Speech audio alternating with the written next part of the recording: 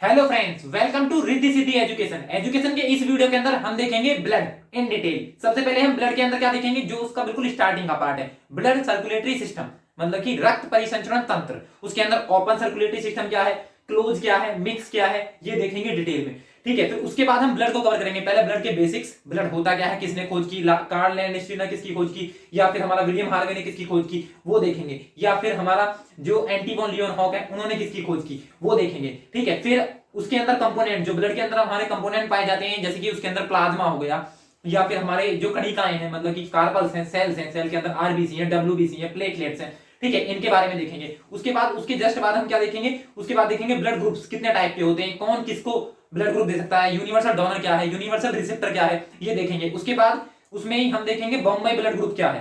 ठीक है, फिर उसके बाद जो आरएच फैक्टर है उसे भी डिटेल में कवर करेंगे। तो स्टार्टिंग में जो हमारी पहला पार्ट आएगा, उस पार्ट के अंदर हम पहले ब्लड सर्कुलेटरी सिस्टम को डिटेल में देखेंगे, क्योंकि सबसे पहले क्या है, सबसे पहले हमें प्रोसीजर पता होना चाहिए ना, करना क्या है हमें, यूज क्या है ब्लड का। ठीक है, तो इसके अंदर कुछ चीजें हम प्रैक्टिकली भी देखेंगे। जब मान लिया कोई डॉक्टर है, डॉक्टर पहले यदि कोई इंजेक्शन लगा रहा है, उससे लगाने से पहले कुछ लिक्विड वो निकाल देता है ताकि उसके अंदर एयर ना जाए। या फिर हम जिस टाइम पे कोई भी बोतल चल रही है किसी की, तो उस टाइम पे क्या होता है, बोतल पूरी कंप्लीट फिल होने से पहले ही उसे हम क्या कर देते हैं, हटा देते हैं। ठीक है, तो वो क्यों है, उसके पीछे क्या रीजन है, हाइपरटेंशन क्या होता है, बीपी हाई क्यों होता है, बीपी लो क्यों होता है, या जो हमारा सिस्टोलिक या डायस्टोलिक क्या होता है। ठीक है, तो वो नॉर्मल प्रेशर 120 बाई 80 क्या होता है। तो ये सारी चीजें, कुछ चीजें प्रैक्टिकली भी जो हमें यूजुअल, जो हमारी डोमेस्टिक लाइफ है, उसके लिए हमें पता होना चाहिए। ठीक है, वो भी इसके अंदर हम क्या करेंगे, कवर करेंगे। तो आइए स्टार्ट करते हैं। सबसे पहला टॉपिक क्या है हमारा, सबसे पहले हम बात करते हैं ब्लड सर्कुलेटरी सिस्टम।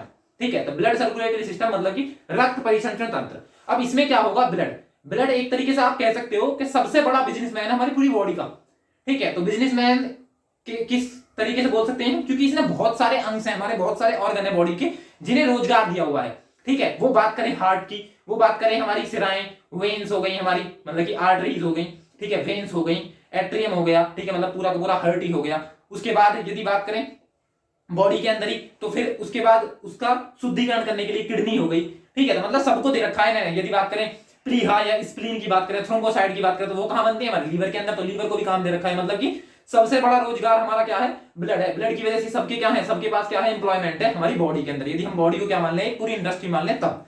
ठीक है, तो इसके अंदर अब क्या होगा, यदि बात करें ब्लड सर्कुलेटरी सिस्टम, तो सर्कुलेशन तो जानते हैं सब। ठीक है, परिसंचरण, इसका मतलब क्या होगा कि ब्लड का हमारी बॉडी से, ठीक है, हमारी पूरी, या कह सकते हैं कि बॉडी के हर पार्ट में जो एक स्थान से दूसरे स्थान में जो ब्लड जा रहा है, वो सर्कुलेटरी सिस्टम के अंदर आएगा। अब वो ब्लड के थ्रू क्या क्या जाएगा बॉडी के अंदर, तो बॉडी के अंदर ऑक्सीजन का परिसंचरण होगा, हमारा कार्बन डाइऑक्साइड का होगा। ठीक है, जितने भी न्यूट्रिशंस हैं उनका होगा। ठीक है, किसके थ्रू होगा, सब कुछ ब्लड के थ्रू होगा। ठीक है, जैसे कि ब्लड के कंपोनेंट्स की बात करें, तो ब्लड के अंदर कंपोनेंट्स के अंदर खाली ब्लड ही नहीं होता है, उस ब्लड के अंदर भी दो मेनली कंपोनेंट होते हैं, एक होता है प्लाज्मा, ठीक है, और दूसरा क्या हो जाएगा हमारा कार्पल्स, या जिन्हें हम सेल बोल देते हैं। उसके अंदर आपने सुना होगा लाल रुधिर कणिकाएं, श्वेत रुधिर कणिकाएं।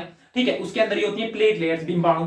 ठीक है, मतलब कि आरबीसी, डब्ल्यूबीसी, प्लेटलेट्स। ठीक है, तो वो भी उसी के पार्ट है। ठीक है, लेकिन इनके थ्रू क्या होगा हमारा, वो सब क्या होंगे, सबका सर्कुलेशन होगा हमारे किसके अंदर, ब्लड के अंदर। तो ये ब्लड सर्कुलेटरी सिस्टम क्या क्या करेंगे, वो चीज हमने यहाँ पे मेंशन की है कि जीव जंतु में विभिन्न पदार्थों, जैसे कि ऑक्सीजन, कार्बन डाइऑक्साइड, पोषक पदार्थ का परिवहन के लिए जिस तंत्र की आवश्यकता होती है, उसे ही बोलते हैं हम रक्त परिसंचरण तंत्र, मतलब कि ब्लड सर्कुलेटरी सिस्टम। ठीक है, उसके बाद बात करें जो मानव परिसंचरण तंत्र, मतलब कि जो हमारा सर्कुलेशन होता है मानव के अंदर जो होता है, वो मेनली किन चीजों से होगा, एक नासिका हो गई और दूसरा हो गया हमारा ब्लड।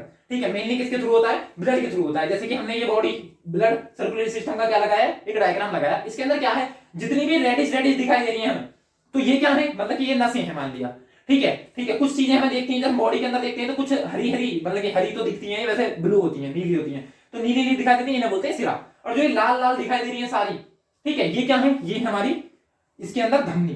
ठीक है, वो हम रिलेट करके बताएंगे भी, धमनी और सिरा कैसे हमें याद रखना है। ठीक है, ट्रिक के माध्यम से। अब बात करें ये क्या है, ये सारी की सारी क्या है, ये एक तरीके से बोल सकते हैं नलियां हैं, कुछ छोटी कुछ उससे बड़ी। जैसे मान लिया लाल वाली की बात करें, तो लाल वाली को बोलते हैं धमनी, मतलब कि आर्टरी, मतलब कि ए प्लस, मतलब कि जिसके अंदर शुद्ध ब्लड जाता है, ऑक्सीजनेट ब्लड जाता है जिसके अंदर। ठीक है, तो वो क्या है, हमारी धमनियां हैं, आर्टरीज हैं। उसके अंदर भी क्या होगा कुछ, जैसे मान लिया, इसलिए जो सर्कुलेटरी सिस्टम है, जैसे हम अपने घर के किसी सर्कुलेटरी सिस्टम की बात करते हैं, जैसे मान लिया हमारे यहाँ पे हमने टंकी लगवा रखी है, ठीक है, घर में, तो उसमें क्या होगा, वहां पे एक मोटर होगी। ठीक है, छत पे एक टंकी होगी।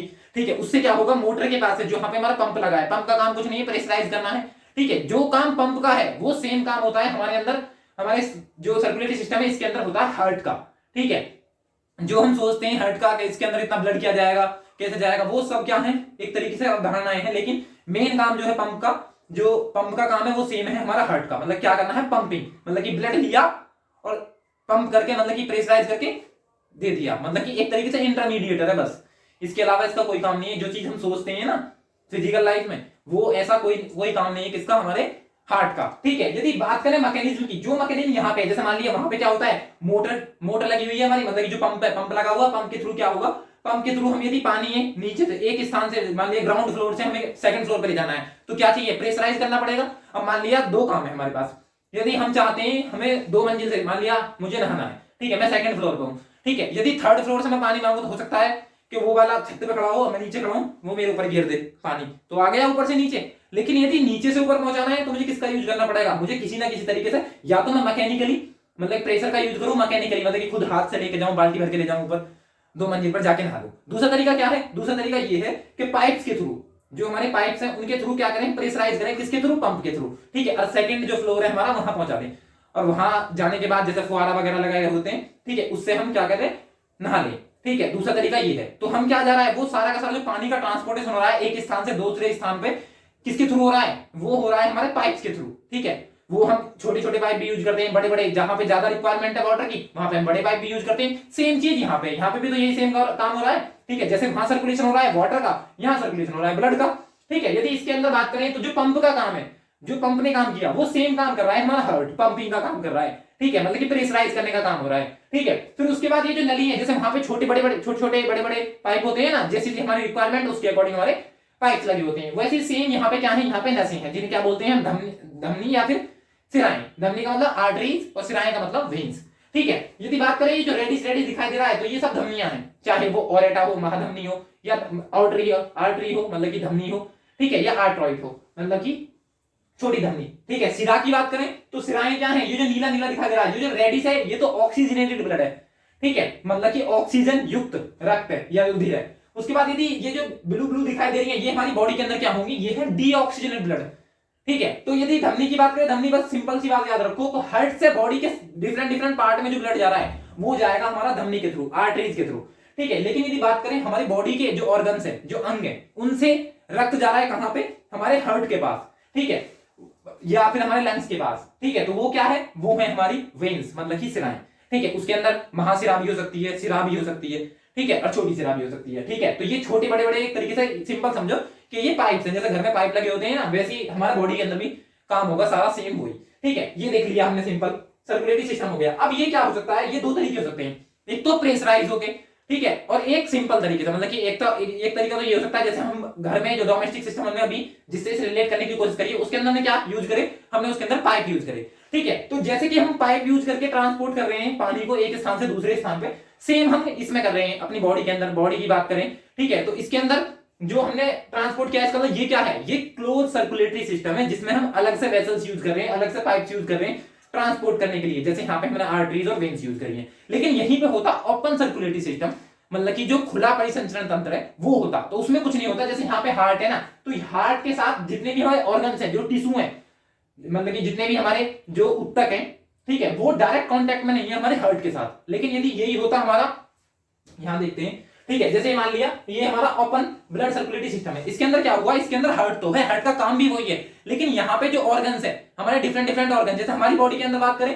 तो हार्ट के डायरेक्ट कांटेक्ट में नहीं है, हम जो हमारी धमनी और सिराएं उनके थ्रू कांटेक्ट में है बाकी के ऑर्गन्स, ठीक है, जितने भी टिश्यू हैं। लेकिन इसमें क्या, इसमें होगा हमारा डायरेक्ट कांटेक्ट, जैसे यहाँ हार्ट है, हार्ट के बाद ही क्या होगा हमारा हीमोलिम्फ, मतलब कि इसका मतलब क्या होगा, इसका मतलब होगा हमारा ब्लड। और यदि बात करें हमारा साइनस, तो इसका मतलब क्या है, open to the surrounding organ, इसका मतलब क्या होगा, यहाँ हार्ट होगा और हार्ट से बाकी जितने भी ऑर्गन्स है, जैसे बात करें हम इसके एग्जांपल की, तो इसके एग्जांपल में क्या होगा, तिलचट्टा और घोंगा। तिलचट्टा की बात करें तो ऑर्थोपोडा संघ से रिलेट करता है, और मोलास्का संघ से क्या हो जाएगा हमारा, घोंगा। ठीक है, इसमें क्या होगा, जैसे तिलचट्टा है, इसके अंदर भी हार्ट होगा, लेकिन हार्ट क्या होगा, डायरेक्ट कॉन्टेक्ट में होगा किसके, जो इसके बाकी के ऑर्गन्स हैं, ठीक है, या टिश्यू में। जैसे टिश्यू की बात करें, सिंपल समझो, टिश्यू क्या है, टिश्यू कॉम्बिनेशन है, मतलब कि कॉम्बिनेशन ऑफ सेल्स, ठीक है, बहुत सारी कोशिकाओं से मिलकर क्या बनता है हमारा टिश्यू होगा। जैसे ब्लड भी क्या है, ब्लड एक टिश्यू है, कैसा, लिक्विड कनेक्टिव टिश्यू, मतलब कि तरल संयोजी उत्तक है हमारा क्या, ब्लड भी। ठीक है, तो टिश्यू का मतलब क्या होगा, जैसे मान लिया एक सिंपल से एग्जांपल से समझते हैं, जैसे घर की बात करें तो घर में क्या होगा, यदि मान लिया एक बहुत बड़ा बहुत बड़ी बिल्डिंग तैयार करी है, उस बिल्डिंग के अंदर क्या होगा, सबसे पहले सबसे छोटी यूनिट जो होगी वो होगी उसकी ब्रिक मतलब कि ईंट।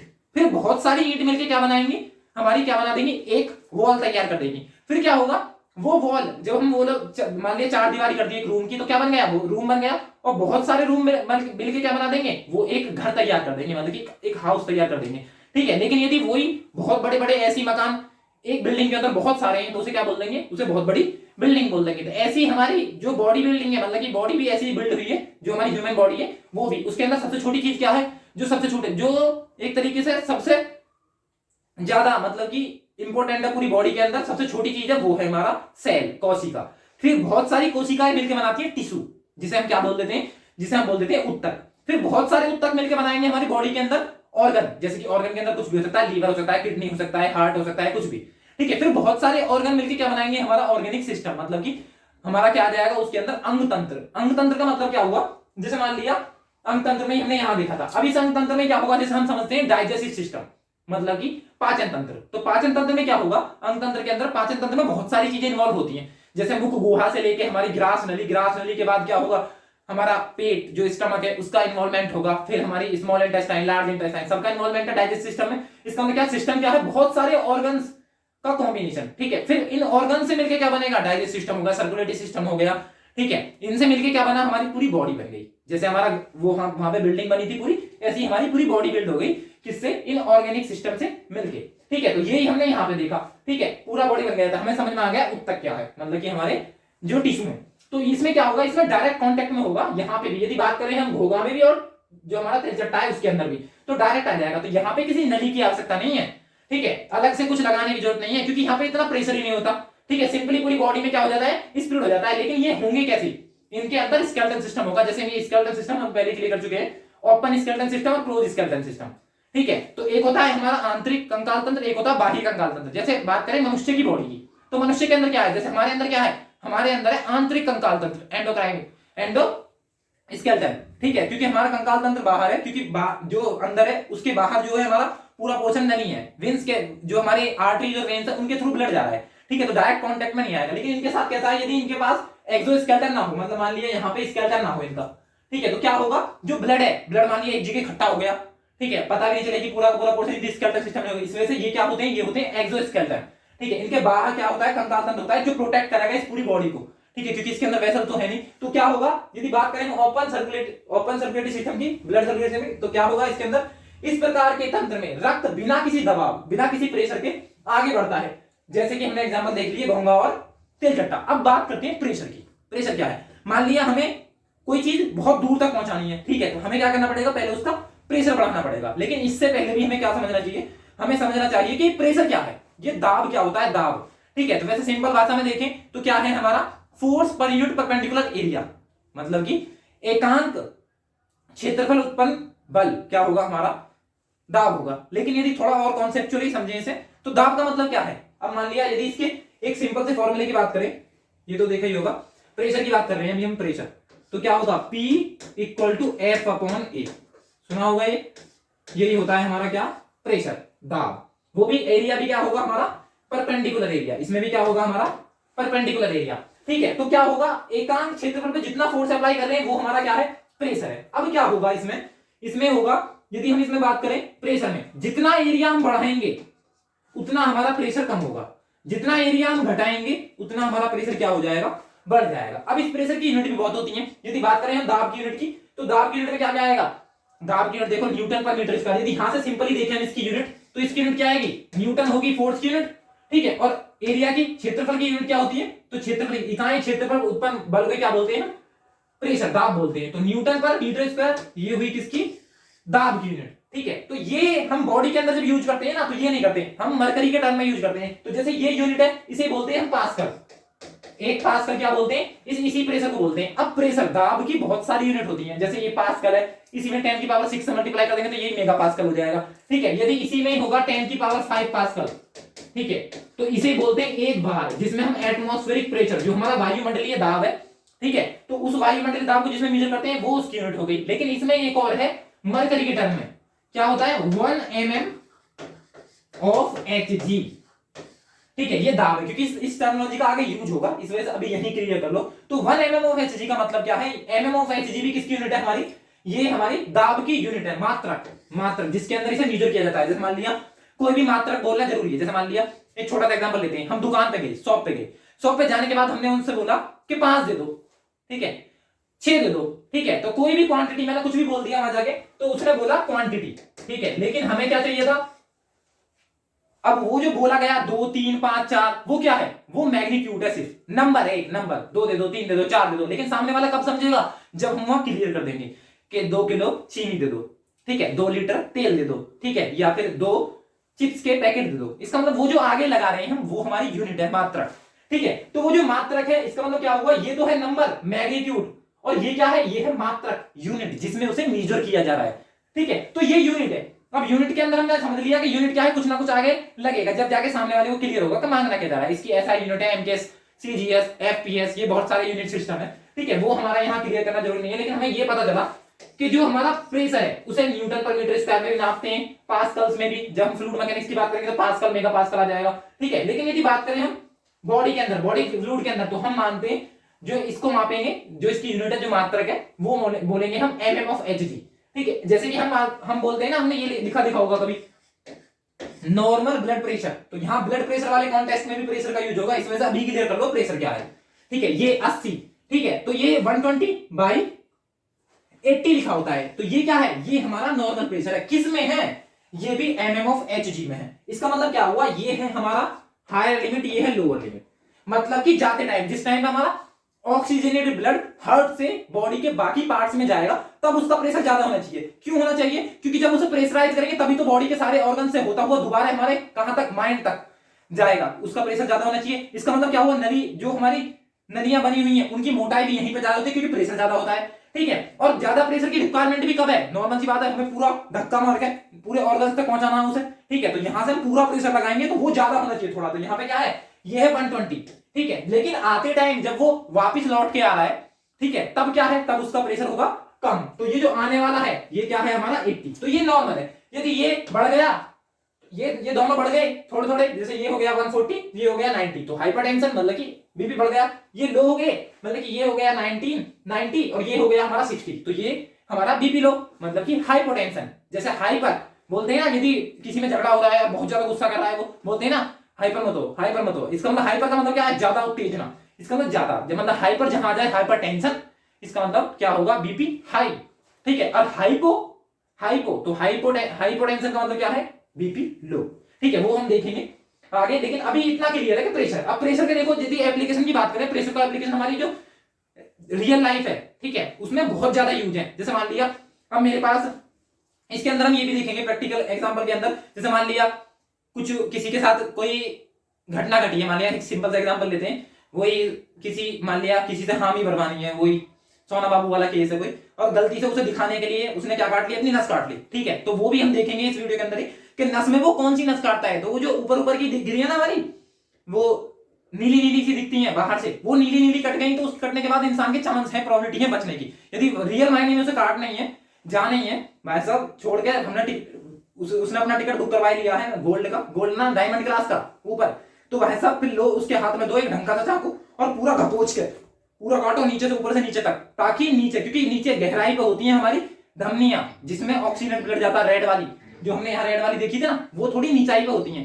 ठीक है, थोड़ा और नीचे होती है, तो वो वाली कट जानी चाहिए ना, तब जाएगा टिकट। तो जब होएगा ना पूरा, अभी तो ये समझो कि इसे ऊपर वाले काटने में से एक वेटिंग में हो, ठीक है, मतलब कि अभी कंफर्म नहीं हुआ। कंफर्म तो तभी होगा यदि करना ही है, वैसे जस्ट जोकिंग, बट रियल मायने में ऐसा कुछ नहीं करना चाहिए, ठीक है। कुछ नहीं रखा इन बातों में, कटोरा ही आ जाना एक दिन हाथों में, ठीक है। यदि इंपॉर्टेंस देनी भी है ज्यादा, यदि प्रायोरिटी देनी भी है, तो भाई साहब अपनी फैमिली को दो, ठीक है, माता पिता को दो, ठीक है, उनसे ज्यादा कोई नहीं है लाइफ में, ठीक है। बहुत सारी चीजें हैं करने के लिए, ठीक है। यदि सिंपल सी भी एग्जांपल लें इसमें, तो पूरी लाइफ में जितनी भी, जब तक भी जियोगे तब तक बस एक ये इंसान ही मिलेंगे, अपने पेरेंट्स, जो बिना किसी एक्सपेक्टेशन के आपको बस देना चाहते हैं, हमेशा कुछ ना कुछ देना चाहते हैं, रिटर्न में कुछ नहीं चाहते, ठीक है। मतलब कि किसी ने सही कहा है, मुफ्त में तो सिर्फ माँ बाप का प्यार मिलता है। इसके अलावा जीवन में जो भी चीजें हैं, कुछ भी यदि कुछ भी मिल रहा है ना, उसके लिए कुछ ना कुछ लाइफ में आपको चुकाना ही पड़ेगा।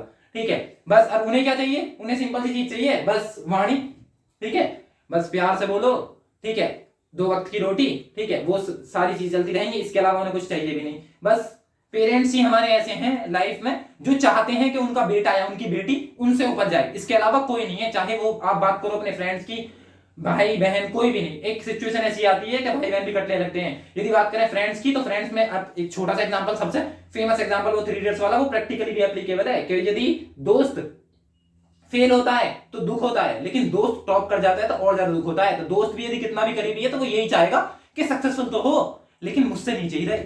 लेकिन हमारे माँ बाप बस ये चाहते हैं कि मैं इसके नाम से जाना जाऊं, जितना प्रोग्रेस करे मुझसे बहुत बड़ा बने आगे जाके, ठीक है, या बड़ी बने। ठीक है, तो वो कभी नहीं चाहते। और उन्हें क्या चाहिए, बस वाणी। ठीक है, वाणी की बात करें तो वाणी में एक अजीब ताकत है। कड़वा बोलने वाले का शहद नहीं बिकता और मीठा बोलने वाले की मिर्ची भी बिक जाती है। ठीक है, तो उन्हें बस क्या चाहिए, वो ही चाहिए। ठीक है, जैसे बात करें हम इंसान की, तो बस पूरी दुनिया में इंसान ही ऐसा शख्स है जिसका जहर उसके दांतों में नहीं, उसकी बातों में होता है। ठीक है, तो बस उनके सामने क्या रखो, बातें, मतलब वाणी अच्छे से बात करो, प्यार से बात करो उन्हें, और फोकस किस पे करो, बस सिर्फ अपने एम्स पे, अपने गोल्स पे, अपनी फैमिली पे और अपने पेरेंट्स पे। बाकी कुछ नहीं है लाइफ में, सब टेम्परेरी है। टेम्परेरी चीजों के लिए इतना टाइम क्यों खपाना। ठीक है, फिर आते हैं अपने टॉपिक पे। ठीक है, तो हमने देख लिया अब प्रेशर। तो प्रेशर की यूनिट भी क्लियर हो गई। एमएमओ/एचजी क्या है, यूनिट है हमारी दाब की यूनिट है। दाब को किसमें मेजर किया जा रहा है। ठीक है, तो इसका मतलब क्या हुआ, जो ओपन ब्लड सर्कुलेटरी सिस्टम है, इसके अंदर हम कुछ दाब उसे प्रेशराइज करके भेज रहे हैं। यदि बिना प्रेशर के, यदि बात करें इसमें बिना प्रेशर, जो हमारा हमने जो क्लोज सर्कुलेटरी सिस्टम हमारे अंदर होता है ना प्रेशर, तो क्योंकि हम हमारे अंदर है नली, ठीक है, वो आर्टरी और वेन्स, ठीक है, इसके अंदर कुछ नहीं है, तो इसके अंदर प्रेशर की जरूरत नहीं पड़ती। मतलब बिना प्रेशर के क्या होगा, हमारा वो सर्कुलेट कर जाएगा पूरी बॉडी में, क्योंकि डायरेक्ट कांटेक्ट है हमारा हार्ट का किसके साथ, ऑर्गन्स के साथ। ठीक है, तो ये हो गया हमारा ओपन सर्कुलेटरी सिस्टम। उसके बाद आते हैं हम नेक्स्ट क्लोज पे। ठीक है, तो क्लोज सर्कुलेटरी सिस्टम की बात करें तो ये होगा हमारा क्लोज सर्कुलेटरी सिस्टम। तो उसके अंदर एक एग्जांपल क्या है, हमारा मनुष्य भी, जितने भी स्तनधारी है सभी आएंगे। ठीक है, उसके बाद क्या आ जाएगा हमारा केंचुआ, जो हमारा एनिडा संघ से रिलेट करता है। तो इसमें क्या होगा, इसमें रक्त एक नली के माध्यम से एक निश्चित दाब से आगे बढ़ता है, जैसे मैंने अभी बताया। ठीक है, यदि बॉडी के सारे ऑर्गन्स को 2 काम होते हैं। यदि बात करें धमनियां क्या करती है, धमनी जो हमारी आर्टरीज है, ये क्या होंगी, ये हमारे जो ऑक्सीजनेटेड ब्लड है, जो शुद्ध रक्त है, उसे हार्ट से बॉडी के बाकी ऑर्गन्स तक भेजेंगे। ठीक है, तो ये काम सारी धमनियों का है। उसमें पल्मोनरी धमनी क्या है, हमारा एक्सेप्शन है, लेकिन वो एक्सेप्शन नहीं है, वो कॉन्सेप्ट है, बेसिक है, वो भी क्लियर हो जाएगा वीडियो में। ठीक है, फिर यदि बात करें हम आर्टरीज, ठीक है, तो आर्टरीज हो गई हमारी धमनी। उसके बाद वेन्स की बात करें तो वेन्स में क्या होगा, उसमें डीऑक्सीडेंट ब्लड जाएगा, मतलब कि कार्बन डाइऑक्साइड युक्त जो ब्लड है, जिसे हमें बॉडी से बाहर भेजना, मतलब कि बॉडी के सारे ऑर्गन से चल के कहां पे भेजेंगे, पहले उसे हमारे लंग्स के अंदर, ताकि उसमें बाद में उससे जो कार्बन डाइऑक्साइड एल की थ्रू क्या हो जाए, बाहर हो जाए, और जो हमारा ऑक्सीजन है उसके अंदर ऐड करके फिर दोबारा किसके पास भेज देगा, हार्ट के पास भेज देगा। ठीक है, तो ये क्या है, ये पाइप्स है, तो उनके अंदर एक पर्टिकुलर प्रेशर होना चाहिए। जैसे जाने का प्रेशर क्या बताया था हमारा 120 mm of Hg, आने का प्रेशर कितना था 80 mm of Hg। अब mm of Hg जहां भी यूज करेंगे वहां समझ जाना कि ये प्रेशर दाब की यूनिट है। दाब की बहुत सारी यूनिट होती हैं, उनमें से एक यूनिट है जिसका हम यूज करते हैं मरकरी के कॉन्टेस्ट में, वो यहाँ पे है। ठीक है, तो अब ये सारा पोर्शन हो गया हमारा किसका, क्लोज का। तो इसमें क्या है, इसमें हमारी नलियों के थ्रू, मतलब कि नसों के थ्रू क्या हो रहा है, प्रवाह हो रहा है। ये चीजें हम डिटेल में देखेंगे आगे। ठीक है, अब आते हैं हमारा तीसरा, मिक्स ब्लड सर्कुलेटरी सिस्टम। तो मिक्स में क्या होगा, मिक्स में दोनों चीज होगी, मतलब कि किसी पोर्शन पे क्या होगा, किसी पोर्शन पे तो हम देखेंगे उसके अंदर कैसा हो रहा है, हमारा बिना प्रेशर के, ठीक है, बिना प्रेशर के ब्लड का सर्कुलेशन हो रहा है। और कहीं कहीं किसी पार्ट में उसके किसी ऑर्गन में क्या होगा, जैसे मान लिया मछली की बात करें तो मछली के जो पीछे के पंख है, इनमें क्या होता है, वेन्स के थ्रू जाता है, मतलब कि जो नलियां हैं छोटी छोटी, उसके थ्रू जाता है ब्लड का सर्कुलेशन। बाकी बॉडी में क्या होता है, विदाउट वाल्व। ठीक है, तो वो आ जाएगा, मतलब विदाउट वेसल्स। ठीक है, वो होगा सर्कुलेशन, मतलब कि इसमें दोनों तरीके से हो रहा है। तो मेंढक हो गया, मछली हो गई, इनके अंदर क्या होगा, जैसे मछली की बात करें, मछली के अंदर कितने चैम्बर होंगे, 2 चैम्बर होते हैं। ठीक है, तो क्या होगा, मछली के अंदर किससे हो रहा है, मिक्स सर्कुलेटरी सिस्टम, मतलब कि मिक्स ब्लड सर्कुलेटरी सिस्टम, जो हमारा क्या आएगा, मिश्रित रुधिर परिसंचरण तंत्र, उसके अंदर ये दोनों आ जाएंगे, मतलब इसमें दोनों तरीके से हो रहा है। ठीक है, तो वो देख लेंगे, एग्जांपल देख लिया इसका, क्या आ जाएगा, मछली और मेंढक। अब देखेंगे, जैसे मान लिया इसका एक एग्जांपल लेते हैं, सिंपल तरीके से समझाने की कोशिश करते हैं। इसमें क्या होगा, जैसे मान लिया कभी आप मांसाहारी, यदि कोई मांसाहारी है, उसने कभी मछली खाई हो, या फिर जो चिकन के शौकीन है उनके लिए, यदि मछली कभी देखा होगा, मछली वाला काटता रहता है उसे, ठीक है, तो एक दाब सा लेगा, चाकू सा, काट देगा, उसके बावजूद भी इससे खून नहीं निकलता, क्योंकि ये क्या है, ये है मिक्स सर्कुलेटरी सिस्टम। यदि इनमें से और इसका भी होता, जो हमारा ओपन है, ओपन का भी होता, तो इसके भी, इसमें भी इतना खून नहीं निकलता। यदि इसे भी काट दो तो उसके बाद इसके अंदर से इतना खून नहीं निकलेगा, पता नहीं चलेगी। मतलब कि जैसे हमारे, यदि हमारी कोई नस कट जाती, बड़ी बहुत प्रेशर के साथ मारेगा दीवार पे पिचकारी, ठीक है, इसका मतलब क्या हुआ, हमारा यहाँ पे बहुत ज्यादा प्रेशर है, क्योंकि हमने अभी देखा कि जो हमारा क्लोज सर्कुलेटरी सिस्टम है, इसमें एक पर्टिकुलर, एक निश्चित, एक डेफिनेट प्रेशर होगा जिसपे हमारा ब्लड फ्लो हो रहा होगा और रिटर्न आ रहा होगा। लेकिन इनके साथ ऐसा नहीं है, ठीक है। मान लिया एक एग्जांपल लेते हैं हमारा क्लोज सर्कुलेटरी सिस्टम का, जैसे मान लिया कभी मुर्गा कटाने गया कोई मांसाहारी, मतलब कि मान लिया कोई नॉन वेजिटेरियन है, तो उसने क्या बोला, वो जाके बोलेगा कि मुर्गा दे दो, उस टाइम पे उसके सामने लेगा वो मुर्गा को, गर्दन ऐसे मोड़ेगा उसकी और काट देगा, ठीक है। तो ऊपर वाले पोर्शन काटने के बाद उसके नीचे की जो नस है, जो उसकी आर्टरीज है, उन्हें भी काट देगा। बहुत ज्यादा प्रेशर से उसमें क्या निकलेगा, ब्लड निकलेगा। फिर उसके बाद उसे एक डब्बे में घेर देगा, उसमें वो थोड़ी देर फड़फड़ाएगा, उसके बाद वो उस काट के छील छाल के दे देगा, ठीक है। इसका मतलब क्या हुआ, उसमें उसे पता है कि ये पूरी वाली, ये वाली नस नहीं, ऊपर वाली नीली नीली जो है, इससे कुछ नहीं होगा, मेन नस को काटो, ठीक है। उसके बाद ये क्या आ जाएगा, मर जाएगा, ठीक है, ज्यादा तड़पेगा भी नहीं, ठीक है। और यदि बात करें उसके प्रेशर की, तो जिस डिब्बे में डालता है ना, उसमें बहुत प्रेशर से ब्लड निकलता है, क्योंकि ये कैसा है, वो भी किसके अंदर आएगा, वो हमारा क्लोज सर्कुलेटरी सिस्टम के अंदर आएगा, इसमें प्रेशर है। जैसे मान लिया हमारे भी कोई कट लग जाता है, तो कट लगने के बाद जो ब्लड निकलता है नसों से, बहुत स्पीड से निकलता है, क्योंकि हमारे अंदर क्या है, किसी एक पर्टिकुलर प्रेशर के तहत क्या जा रहा है, सर्कुलेट हो रहा है हमारा ब्लड, ठीक है। इसी वजह से तो हमने ओपन देखा, क्लोज सर्कुलेटरी सिस्टम देखा, ठीक है। अब देखेंगे हम ये जो ब्लड सर्कुलेटरी है, इसके अंदर पहले सेम चीज। अब देखो, जैसे ब्लड की बात करें, स्टार्टिंग कहां से होती है, मतलब कि ये पूरा जो सर्कुलेटरी सिस्टम है, मेन चीज क्या है, मेन हमें ब्लड के अंदर क्या देखना, ब्लड भी होना चाहिए, ब्लड के अंदर भी ऑक्सीजनेटेड ब्लड, मतलब कि ऑक्सीजन युक्त जो रक्त है, उसकी है मेन जो इसमें वैल्यू है, ठीक है। तो इसमें क्या होगा, सबसे पहले तो हमें उसके अंदर क्या मिलाना है, मिक्स करना है ऑक्सीजन को, मतलब कि ऑक्सीकरण करना है किसका, ब्लड का। तो इसमें क्या होगा, यदि ब्लड का हम ऑक्सीकरण कर रहे हैं, तो इसमें क्या होगा, सबसे पहले ब्लड आया, ठीक है। ब्लड के अंदर क्या पाया जाता है, हीमोग्लोबिन। हीमोग्लोबिन किसके साथ क्रिया करेगा, ऑक्सीजन के साथ। तो ऑक्सीजनेटेड ब्लड किसके थ्रू जाएगा, हमारा जो हमारी आर्टरीज है, मतलब कि जो धमनियां हैं, उनके थ्रू कहां जाएगा, बॉडी के जितने भी ऑर्गन्स है बॉडी के अंदर, उनके अंदर जाएगा, ठीक है। फिर उसके अंदर जितना भी पोर्शन है, वो कन्वर्ट होने के बाद किसमें आ जाएगा, वो डीऑक्सीजनेटेड ब्लड कहां पे आ जाएगा, हमारा फिर से लंग्स के पास आ जाएगा, ठीक है। वो तो हमने देख लिया कि क्या होगा, उसमें उसका ऑक्सीकरण होगा, ठीक है। वो होगा कैसे, उसकी स्टार्टिंग कहां से होगी, यदि बात करें, पहले तो श्वसन होगा, ठीक है। श्वसन के थ्रू क्या करते हैं हम, सांस बाहर अंदर, इसी तो बोलते हैं, जो ब्रीथिंग करते हैं उसके थ्रू से हमारे अंदर ऑक्सीजन जाएगी, ठीक है, लंग्स के थ्रू। तो इसमें क्या होगा, सबसे पहले स्टार्टिंग में बात करें तो स्टार्टिंग में कहां से होगा, नाक से। तो ये क्या है हमारी, ये है नासिका छिद्र, फिर ये है नासिका कपाट, इसके नीचे। फिर उसके बाद क्या आ जाएगा हमारा, उसके बाद यदि बात करें, फिर आ जाएगा हमारा फेरिक्स, मतलब कि ग्रसनी। ग्रसनी का मतलब ये हुआ कि ग्रसनी वो ही होते हैं जिसे कभी कभी गांव देहात में हमारी माता जी बोल देती है ना, हलक, हलक, हलक सूख रहा, पानी चाहिए, ठीक है, या हलक जिसे बोलते हैं ना, वो यही है, फेरिक्स मतलब कि ग्रसनी, ठीक है। कभी कभी ऐसा भी होता है मजाक में, यदि मान लिया गांव से बिलोंग करते हो तो वहां पे ऐसा भी हो जाता है कभी कभी कि बोल देते हैं बच्चा बहुत देर से रो रहा है, ठीक है, और बहुत ज्यादा किलसी हुई है, मतलब कि उसकी माता बहुत ज्यादा किलसी हुई है, तो कभी कभी यही बोल देती है वो, चुप हो जा ना, से हलक में इसे दे दूंगा। मतलब कि जो भी उनके हाथ में मान लिया रोटी बनानी है, रोटी बनाते टाइम पे क्या होगा, रोटी बनाते टाइम पे उनके हाथ में मान लिया चिमटा है, तो वैसे ही बोलेंगे फिर उससे कि चुप हो जा, बहुत जरूरी तुझे, हलक में चिमटा ही दे दूंगी, ठीक है। तो चिमटा हुआ, कुक नहीं हुआ, ये तो जानते हैं ना, हाथ में तो यही होगा ना, मेन तो काम ही नहीं कही है ना, रोटी वगैरह पकड़ने के लिए, ठीक है। तो ये भी हो जाता है, तो इसका मतलब क्या हुआ, इसे बोलते हैं हलक, ठीक है। तो हलक वाला पोर्शन जो आएगा वो कहां जाएगा, हमारा ग्रसनी। उसके बाद चौथा जो पॉइंट आएगा इसमें आएगा लिरिक्स, मतलब कि फिर कहां जाएगा हमारा, वही जो एयर है कहां जाएगी, हमारी कंठ में। फिर उसके बाद क्या आएगी, उसके बाद लंग्स में, ठीक है। तो लंग्स में क्या होगा, लंग्स में भी यहां से जो ब्राउन चाहिए उससे क्या होगी, दोनों लंग्स में पहुंच जाएगी। एलओआई जो है इसके अंदर, उसके अंदर कार्बन डाइऑक्साइड जो युक्त एयर है वो पास हो जाएगी, मतलब कि जो कार्बन डाइऑक्साइड है उसके थ्रू निकलेगी, ठीक है। तो ये हुआ, तो इसमें क्या होगा, इनहेल भी कर रहे हैं हम, एक्सहेल भी कर रहे हैं, मतलब इनहेल करा ऑक्सीजन और कार्बन डाइऑक्साइड क्या कर रहे हैं, एक्सहेल। तो ये उच्छ्वास जो हो रहा है, ब्रीथिंग जो हो रही है, ठीक है, उसके थ्रू हमने क्या करा, हमने ऑक्सीजन ऐड कर दिया किसके अंदर, हीमोग्लोबिन के अंदर, मतलब कि हमारे रक्त के अंदर, जिससे क्या हो गया, वो ऑक्सीजनेटेड हो गया, मतलब कि ऑक्सीजन युक्त रक्त हो गया। अब उसे हमें बॉडी के डिफरेंट पार्ट को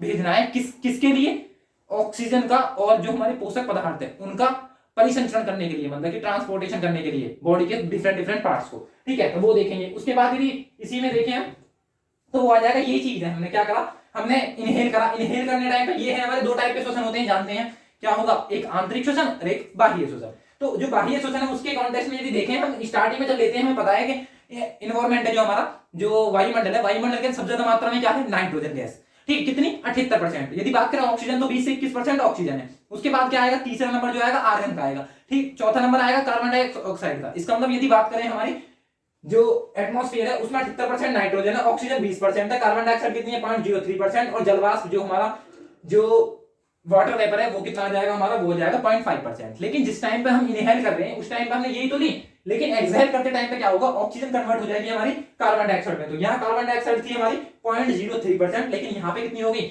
यहाँ पे होगी 4%। जो कि ऑक्सीजन यहाँ पे थी हमारी 20%, वो रह गई हमारी 16%। ठीक है, लेकिन नाइट्रोजन ज्यों का तरी कई बार पूछा गया है, जैसी थी वैसी ही रही हमारी नाइट्रोजन। ये भी कई एग्जाम में पूछा गया कि इनहेल एक्सहेल के टाइम पे, मतलब कि ब्रीथिंग के टाइम पे कौन सी एक गैस है जो कांस्टेंट रहती है, तो नाइट्रोजन है। और इंक्रीमेंट किसमें होगा, ऑक्सीजन क्या होगी हमारी, कम होगी।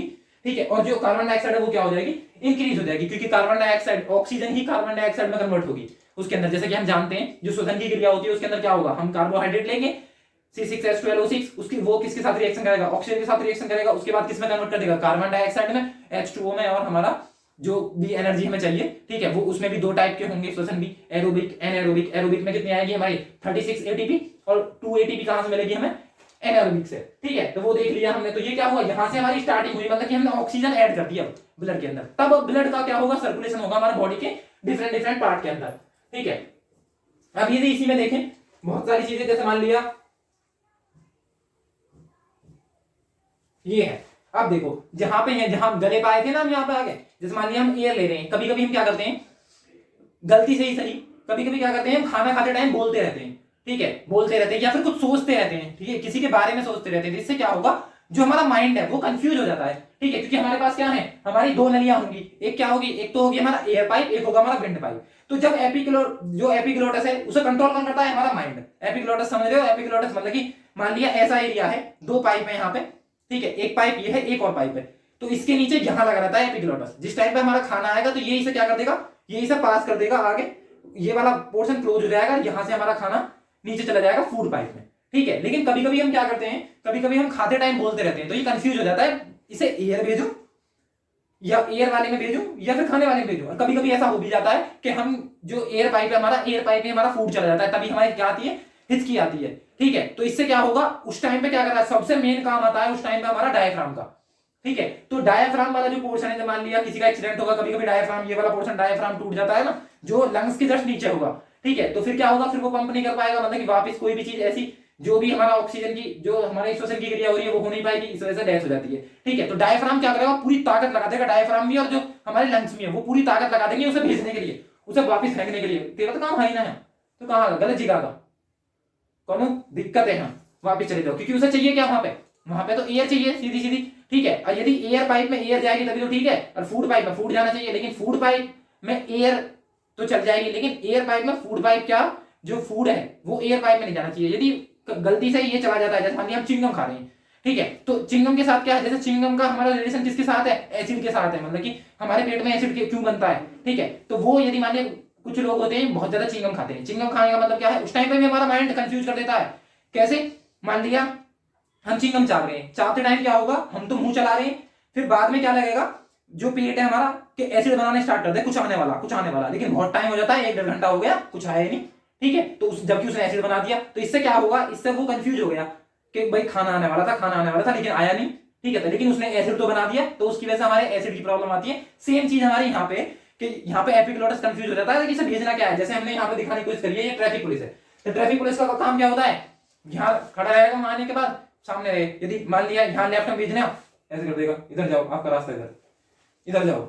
ठीक है, तो ये क्या काम है, ये क्या है, डायरेक्शन दे रहा है कि आपको इसे इधर जाना है, आपको इधर जाना है। सेम काम एपिग्लोटस का है, एपिग्लोटस इस चीज को कंट्रोल करता है, दिमाग के जो हमारा माइंड है उसकी हेल्प से, कि फूड पाइप में फूड ही जाना चाहिए और जो एयर पाइप है उसके अंदर एयर ही जानी चाहिए। ठीक है, ये सब चीज क्या करेगा, वो एक तरीके से डेफिनेट रखेगा। ठीक है, वही काम है, मतलब एक तरीके से हमारे बॉडी का क्या है, वो हमारे बॉडी का आ जाएगा वो ट्रैफिक पुलिस।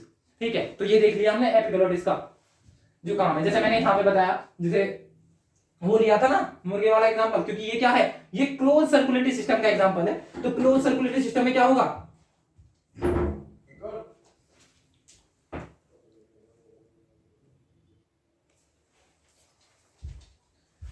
हाँ जी, कुछ सेकंड का इंटरप्शन था, थोड़ा लाइट की प्रॉब्लम थी। ठीक है, अब हमने देख लिया कि इसके अंदर अब देखो ये भी हो गया ब्लड का भी। अब नेक्स्ट देखते हैं हम, ये हो गया था। अब इसमें देखा हमने कि जब हम बात करते हैं मछली की, मतलब कि फिश की, तो उसमें क्या होता है, जिस टाइम पे वो काटता है तो उसके अंदर से इतना ब्लड नहीं निकलता। तो ये किसका एग्जांपल था, ये था हमारा जो ओपन सर्कुलेटरी सिस्टम है। और इसके अंदर से बहुत ज्यादा ब्लड निकलता है, या फिर हमारी कोई नस कट जाती है तब भी बहुत ज्यादा प्रेशर के साथ ब्लड निकलता है, तो वो किसका एग्जांपल था, वो था हमारा क्लोज सर्कुलेटरी सिस्टम का, मतलब कि बंद परिसंचरण तंत्र का, रुधिर परिसंचरण तंत्र का। उसके बाद देखें हम ट्रैफिक पुलिस, तो ये हमने एग्जांपल देखा किसका, ये काम है एपिग्लोटिस का, ठीक है। तो वो हो गया, मतलब कि ब्लड क्या कर दिया हमने, ऑक्सीजनेट कर दिया, ठीक है। बाकी चीजें हम एग्जांपल जब आएंगे वहीं पे देखेंगे,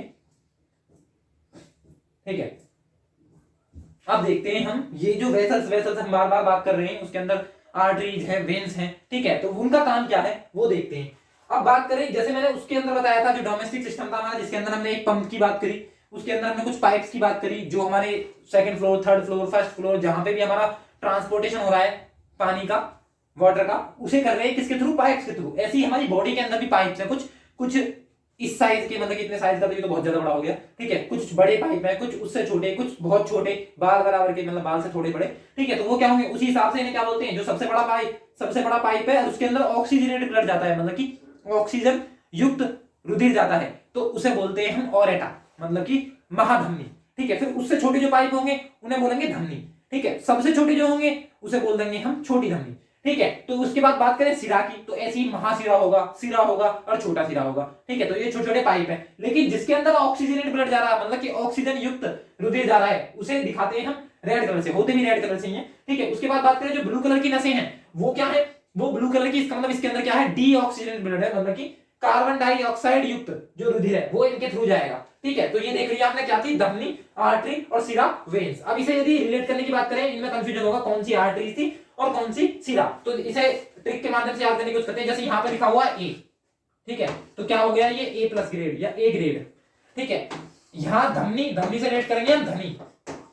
अब देखो इसमें धनी लोगों के पास क्या होगा, सारी सुविधाएं होंगी, ठीक है, अच्छी, मतलब कि ऑक्सीजन की सुविधा होगी। यदि बात करें चाइना की, तो चाइना में क्या है, चाइना में एक बोतल भी मिलती है, उसे लगाओ मुंह पे और ऑक्सीजन मिल जाती है 1 घंटे, 2 घंटे, 3 घंटे के लिए, ठीक है। तो ये काम किसके हैं, ये सब टेंडर कौन पालेगा, वो जिसके पास पैसा होगा या धनी होगा, ठीक है। मतलब कि जो ए क्वालिटी का लाइफ जीना चाह रहे होंगे वही तो करेंगे ऐसा, ठीक है। इसका मतलब इसी से हमने ए ग्रेड से और हमारा धनी से रिलेट कर लिया कि इसके अंदर कैसा ब्लड जाएगा, हमारा ऑक्सीजनेटेड ब्लड, मतलब कि जो शुद्ध रक्त है वो प्रभावित होगा किसके अंदर, आर्टरी के अंदर, धमनियों के अंदर। उसके बाद बात करें सिराएं, तो सीधा सीधा सीधा याद हो जाएगा फिर कि इसके अंदर क्या आएगा, इसके अंदर जो कार्बन डाइऑक्साइड युक्त है डीऑक्सीजनेटेड जो ब्लड है वो इसके थ्रू जाएगा, ठीक है। इनका कलर कैसा होगा, इनका कलर होगा हमारा कुछ नीला, और इनकी जो परत होती है, जो मोटाई होती है, वो भी थोड़ी कम होती है, ठीक है, क्योंकि इसके अंदर कम प्रेशर होता है, इसके अंदर ज्यादा प्रेशर होता है। जाते टाइम तो ज्यादा प्रेशर बताया था, कितना प्रेशर बताया था, ब्लड जाते टाइम, क्योंकि उसे पूरे ऑर्गन्स के पास पहुंचाना, जितने भी बॉडी के ऑर्गन से जितने भी टिश्यू उनके पास ब्लड को पहुंचाना, तो प्रेशर ज्यादा होना चाहिए। कितना था, 120 mm ऑफ Hg,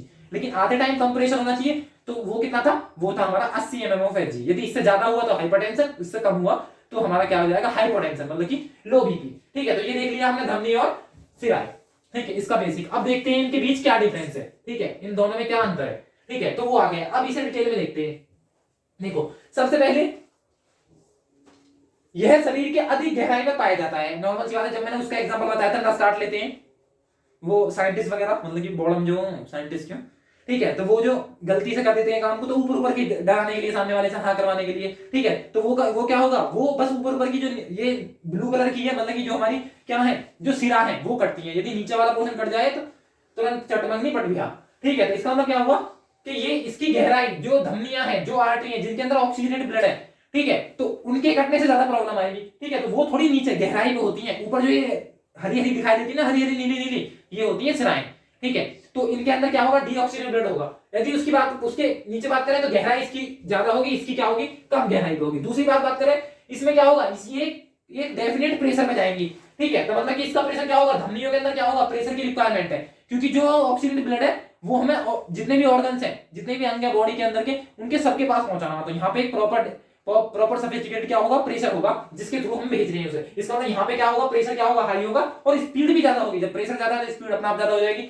लेकिन बात करें सिराओं की, क्योंकि इसमें डीऑक्सीजनेटेड ब्लड प्रभावित हो रहा है, इसकी जो प्रेशर है और स्पीड है वो थोड़ी कम होगी, ठीक है। फिर दूसरा देखें तो दूसरा क्या है, इसका रंग कैसा होता है, लाल बता चुके हैं। इसका रंग कैसा होगा, नीला, क्योंकि इसके अंदर क्या है, इसके अंदर कार्बन डाइऑक्साइड है, मतलब कि डीऑक्सीजनेटेड ब्लड है, और यहाँ की बात करें तो इसके अंदर ऑक्सीजनेटेड ब्लड है, मतलब कि यहाँ शुद्ध रक्त है वहां अशुद्ध रक्त है, ये लाल कलर और वो नीला कलर। उसके बाद बात करें इसमें कपाट, मतलब कि वाल्व नहीं पाए जाते हैं। अब देखो जब हमें ब्लड भेजना ही है इस एक पर्टिकुलर प्रेशर के साथ भेजना है, ठीक है, और प्रेशर उसके साथ स्पीड भी है, तो ऑक्सीजन ब्लड तो हमें अंश के पास पहुंचाना है, रोकने का मतलब ही ना उसका, तो बैक भी जाना चाहिए। इसका मतलब यहाँ पे क्या है, यहाँ पे तो एक बार वो ये ना कि एक बार छोड़ दिया हमने, छोड़ने के बाद भूल जाओ कि भाई साहब ऑर्गन तक पहुंच जाना चाहिए तरीके से, तो यहाँ पे हमें वाल्व की रिक्वायरमेंट नहीं होती, ठीक है। वैसे भी इसकी परत जो होती है थोड़ी इनकी धमनियों की वो थोड़ी मोटी होती है, ठीक है, तो यहाँ पे वाल्व की रिक्वायरमेंट है नहीं। लेकिन यहाँ पे क्या होगा, यहाँ पे वाल्व की रिक्वायरमेंट है, क्योंकि यदि ऑक्सीजनेटेड ब्लड शुद्ध रक्त यदि वापस भी आ जाता है तो दिक्कत नहीं है इतनी, लेकिन यहाँ पे क्या होगा, डीऑक्सीजनेटेड ब्लड यदि रक्त में वापस आ जाता है तो वहां पे वाल्व लगाते हैं, वो भी वन डायरेक्शनल वाल्व इस तरीके का, मतलब कि यदि यहां से ब्लड जा रहा है और डीऑक्सीजनेटेड ब्लड जा रहा है अशुद्ध रक्त तो आ जाए चला जाएगा, लेकिन जैसे ही वापस आने की कोशिश करेगा ना तो ये क्या हो जाएगा, ये क्लोज हो जाएगा, ठीक है। तो ये वापस नहीं आ जाता, मतलब कि वन डायरेक्शनल ही है, बस एक ही डायरेक्शन में फ्लो हो सकता है इसका, दूसरी डायरेक्शन में जैसे ही आएगा तो ये वाल्व जो होगा हमारा ये क्या हो जाएगा, ये हमारा क्लोज हो जाएगा इस तरीके से, ठीक है। तो ये वाला जो पोर्शन है ये क्या हो जाएगा, ये क्लोज हो जाएगा इसमें वाल्व में। इसका मतलब क्या है, ये वन डायरेक्शनल है, एक डायरेक्शन में इसका क्या होगा, फ्लो होगा, ठीक है। तो इसका मतलब क्या होगा, डीऑक्सीजनेटेड ब्लड हमारी बॉडी के अंदर किसी भी पार्ट में नहीं जाना चाहिए, डायरेक्ट बाहर निकलना चाहिए बॉडी से, ठीक है। तो इस वजह से यहाँ वाल्व की रिक्वायरमेंट है, लेकिन यहाँ वाल्व की रिक्वायरमेंट नहीं है, ठीक। उसके बाद देखते हैं हम चौथा, तो इसमें क्या है, सबसे इंपॉर्टेंट यही है, रक्त को हृदय से लेकर शरीर के अंगों तक पहुंचाता है। जैसे कि मैं जब से बोलता आ रहा हूं, इसमें क्या होगा, जो हार्ट से जो ब्लड है, ऑक्सीजन ब्लड है, वो बॉडी के डिफरेंट डिफरेंट पार्ट्स में भेजना है, अंश में भेजना है, ठीक है, उत्तक में भेजना है, मतलब उसकी जो टिश्यूज है उनके पास भेजना है। तो मेन काम जो होगा ना इसका, इससे बहुत सारे कॉन्सेप्ट भी क्लियर होंगे, मतलब कि इसका काम क्या है, मेन धमनी क्या करेगी, जो हमारा हार्ट है, हार्ट टू बॉडी के पार्ट्स, जबकि वेन्स जो है वो क्या करेंगी, बॉडी के पार्ट से डीऑक्सीजनेटेड ब्लड कहां पे आएगा, हमारे हार्ट में आएगा, ठीक है। हार्ट नहीं बोल सकते, लंग्स बोलेंगे, लंग्स के पास आएगा। यहाँ पे इससे क्या निकाल दी जाएगी, कार्बन डाइऑक्साइड निकाल दी जाएगी और ऑक्सीजन मिला के दोबारा भेज दिया जाएगा किसके पास, हार्ट के पास। तो ये हो गया चौथा, ठीक है। इसी से क्या होगा, बस इतना ये कॉन्सेप्ट याद रखना, इसी से वो जो फुसफुस धमनी और फुसफुस सिरा, मतलब कि पल्मोनरी आर्टरी पल्मोनरी वेन्स वाला जो कॉन्सेप्ट है कि ये एक्सेप्शन नहीं है, वो कॉन्सेप्ट है, वो हम कॉन्सेप्ट देखेंगे अभी आगे।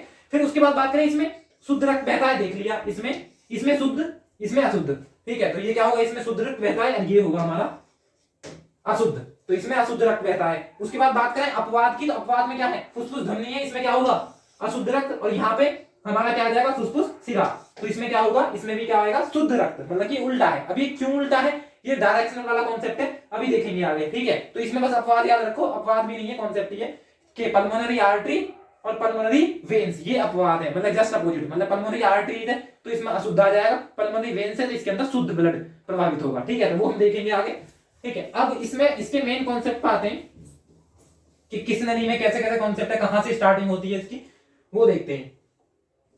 अब देखो ये है, मतलब कि शरीर में रक्त का मार्ग, तो रक्त का मार्ग क्या है, पहले हमने देख लिया, पहले प्रोसेसिंग जो हो रही है उसमें इन्वॉल्वमेंट तो हमारे श्वसन का भी है, मतलब कि हमारे लंग्स का भी है, क्योंकि वो क्या कर रहे हैं, प्योरीफाई कर रहे हैं और ऑक्सीजन ऐड कर रहे हैं हीमोग्लोबिन के साथ, ठीक है। अब हीमोग्लोबिन, ग्लोबिन का नाम आया यहाँ पे, तो हीमोग्लोबिन से रिलेटेड एक तथ्य और देख लो, ठीक है। तो इसमें क्या होगा, यदि बात करें हीमोग्लोबिन की, तो हीमोग्लोबिन में क्या होगा, ये जो हीमोग्लोबिन है ये किसके साथ क्रिया करता है, ऑक्सीजन के साथ क्रिया करता है, और ऑक्सीजनेटेड ब्लड को ब्लड बनाने के बाद ऑर्गन्स के जितने भी ऑर्गन्स हमारे बॉडी के उनमें भेज देता है। लेकिन यदि बात करें हीमोग्लोबिन, इसको सबसे ज्यादा पसंद है कौन, कार्बन मोनोऑक्साइड। यदि इसे गलती से कार्बन मोनोऑक्साइड हो गया, जैसे मान लिया कोई चिकन बहुत ज्यादा पसंद है किसी को, और पहले वो घर पे क्या खा रहा है, घर पे वेजिटेरियन खा रहा है, अचानक से किसी के यहाँ वो गया घूमने फिरने और घर पे क्या मिल गया, वहां पे जाके चिकन मिल गया, तो वो क्या होगा, वो टूट के पड़ेगा उसी पे, क्योंकि उसका क्या है, वो फेवरेट है, उस पीछे पिछले वाले को छोड़ देगा। जैसे मान लिया चिकन वाले, उसे दाल, घर में दाल है, उस टाइम में दाल भी दी गई है, चिकन भी दी गई है, तो किसे प्रायोरिटी देगा, पहली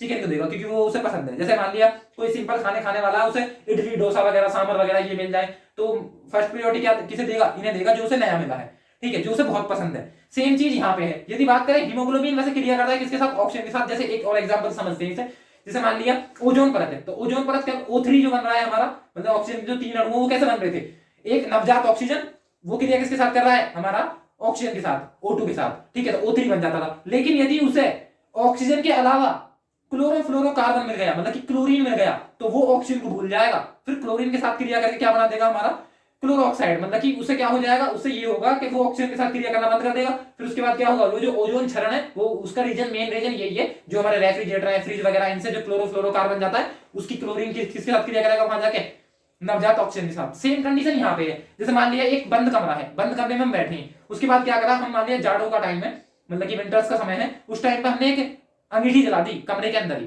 ठीक है। उसके अंदर क्या थे, उसके अंदर गीली लकड़ियां थी, वो हमने जलाई। जलाने के बाद क्या हुआ, उससे क्या निकली, कार्बन मोनोऑक्साइड। मतलब कि यदि कोई फ्यूल है या कोई मान लिया कोल है, वो पूरी तरीके से बर्न हो जाता है, तब बोलते हैं उसे, वो पूरी तरीके से बर्न हो गया तो वो कार्बन डाइऑक्साइड निकालेगा। लेकिन वो यदि पार्शियली बर्न हुआ है तो वो कार्बन मोनोऑक्साइड निकालेगा। इसे बोलते हैं हम साइलेंट डेथ, ठीक है। ये साइलेंट किलर होता है। अब क्या हुआ, हम अंदर थे, ठीक है, मान लिया कोई बैठ के फोन चला रहा था अंदर, ठीक है, उसने ध्यान नहीं दिया, उसका अंगीठी जल रही है अंदर, ठीक है, उसके कार्बन मोनोऑक्साइड निकली, उससे वो सारी उसके लंग्स के अंदर चली गई। लेकिन उसके बाद यदि वो कमरे से बाहर भी चला जाएगा ना, ठीक है, उसके बाद भी उसकी डेथ होनी निश्चित है। क्योंकि क्या है, जो हमारा हीमोग्लोबिन है उसे सबसे ज्यादा पसंद क्या है, वो है कार्बन मोनोऑक्साइड। तो यदि कार्बन मोनोऑक्साइड उसे मिल जाती है तो वो किसे छोड़ देगा, वो हमारी ऑक्सीजन को छोड़ देगा कार्बन मोनोऑक्साइड मिलते ही, ठीक है। तो क्या हो जाएगा, कार्बन मोनोऑक्साइड को क्या देगा, वो फर्स्ट प्रियोरिटी देगा, ठीक है। तो क्या होगा, इसका मतलब हीमोग्लोबिन की क्रिया किसके साथ हो जाएगी, फिर हीमोग्लोबिन है वो ऑक्सीजन के साथ क्रिया करता है, ठीक है, तो वो फिर किसके साथ क्रिया करेगा,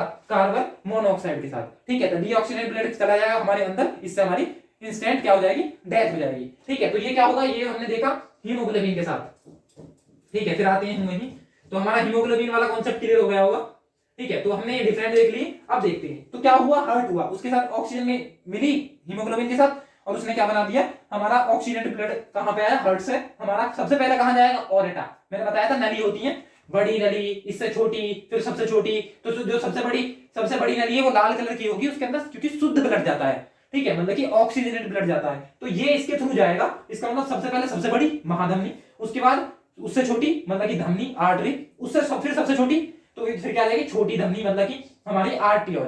तो आर्टियोल के थ्रू जाएगा, फिर उसके बाद कहां जाएगा, हमारा कोशिका के अंदर आ जाएगा, ठीक है। तो ये क्या है, ये कोशिका, जितने भी हमारे साइटोप्लाज्म है उसके अंदर आ जाएगा। वैसे यदि बात करें कोशिका अंग के, जो हमारे ऑर्गन है, टिश्यू सेल्स के अंदर आ जाएगा। अब सेल के अंदर भी कहां होता है, तो यदि बात करें क्रेब्स साइकिल, तो क्रेब्स साइकिल कहां होती है, हमारे माइटोकॉन्ड्रिया में।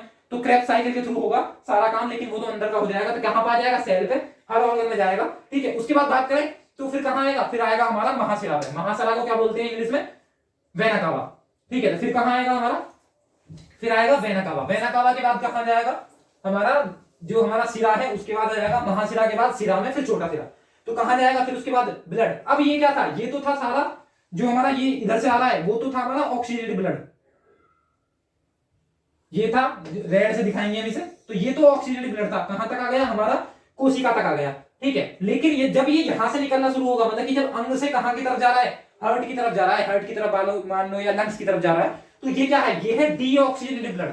मतलब कि अब जो यहां से जा रहा है वो क्या होगा, हमारा डीऑक्सीजनेटेड ब्लड। और किससे दिखाएंगे इसे दिखाएंगे हम ब्लू। तो क्या है, वो नीली दिखेंगी सारी की सारी। तो ये क्या है, ये ऑक्सीजनेटेड ब्लड है, किसके थ्रू, महाधमनी, धमनी और छोटी धमनी। फिर उसके बाद अंश में आया, हमारे ऑर्गन टिश्यू के अंदर आया। फिर उसके बाद क्या आएगा, उसके बाद आएगा महाशिरा में, मतलब कि जो पहले सबसे बड़ा महाशिरा, सबसे बड़ी नली जो होगी डीऑक्सीजनेटेड ब्लड को ले जाने की, वो होगी पहले वेना कावा, मतलब कि महाशिरा। फिर उससे छोटा सिरा, पहले सिरा आएगा, ये आएगा, इसके बाद ये यहाँ नहीं, ये यहाँ और ये वाला यहाँ, मतलब कि ये उसके बाद आएगा सिरा में, मतलब वेन्स के अंदर आएगा। और उसके बाद आएगा हमारा कहाँ, छोटी सिरा, मतलब कि जो हमारा वेनलेट है, वेनलेट के बाद फिर हार्ट में। तो ये साइकिल क्या होगी, रिपीट होगी। अब यहाँ पे या तो होगा कोशिका, जो कि हमने यहाँ मेंशन कर रखी है, केशिकात्व, मतलब कि कैपिलरी। तो कैपिलरी के थ्रू आएगा, या फिर यही सेम चीज कहाँ आएगी हमारी, ये सेम चीज यहाँ पे या क्या मेंशन होगा, कोशिका। जैसे कि हमने अभी देखा सेल, तो सेल के थ्रू आएगा, आया टिश्यू के अंदर, लेकिन टिश्यू भी तो कॉम्बिनेशन है किसी चीज का, तो सेल्स का। जैसे हमने देखा था अभी, सेल क्या है, सेल क्या है, जो फंक्शनल यूनिट है बॉडी की, सबसे छोटी फंक्शनल यूनिट, वो क्या है, हमारी सेल है। बहुत सारे सेल मिलकर क्या बना देंगे, बहुत सारे सेल मिलने के बाद बना देंगे टिश्यू, टिश्यू बनाने के बाद ऑर्गन, ऑर्गन के बाद ऑर्गेनिक सिस्टम, उसके बाद क्या बन जाएगी, बॉडी। ऐसी सेम चीज क्या है हमारी बॉडी के अंदर भी है, ठीक है। सबसे छोटा ये सेल है, मतलब इससे सारी जितनी भी क्रियाएं हैं वो क्लियर हो जाएगी कोशिका से। जैसे मैंने घर का एग्जांपल भी दिया इसमें, वो भी यही है, ठीक है। अब इससे भी छोटा, सबसे छोटा बॉडी के अंदर हमारा सेल है, लेकिन यदि बात करें फिजिक्स के अंदर, तो सबसे छोटा क्या आ जाता है हमारा, इस सेल से भी छोटा। फिर क्या आता है हमारा सबसे छोटा, इलेक्ट्रॉन, फिर प्रोटॉन।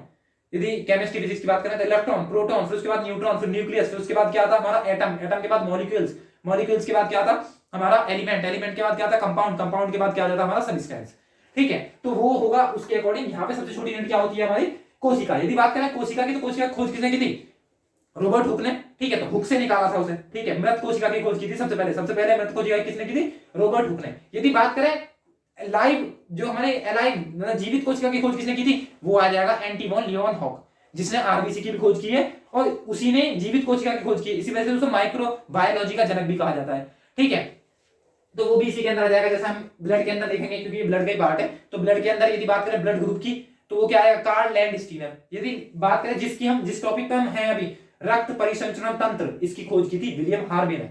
ठीक है, तो जो हमारी एंटीजन आएगा, उसे रोगाणु वाला नाम जो दिया वो भी क्या आ जाएगा, विलियम हार्वे आ जाएगा, क्योंकि खोज किसने करी रक्त परिसंचरण तंत्र की, वो विलियम हार्वे ने। ठीक है, तो ये भी देख लिया। अब देखते हैं हम इसी के अंदर कैसे कैसे जा रहा है वो पूरा का पूरा पोर्शन।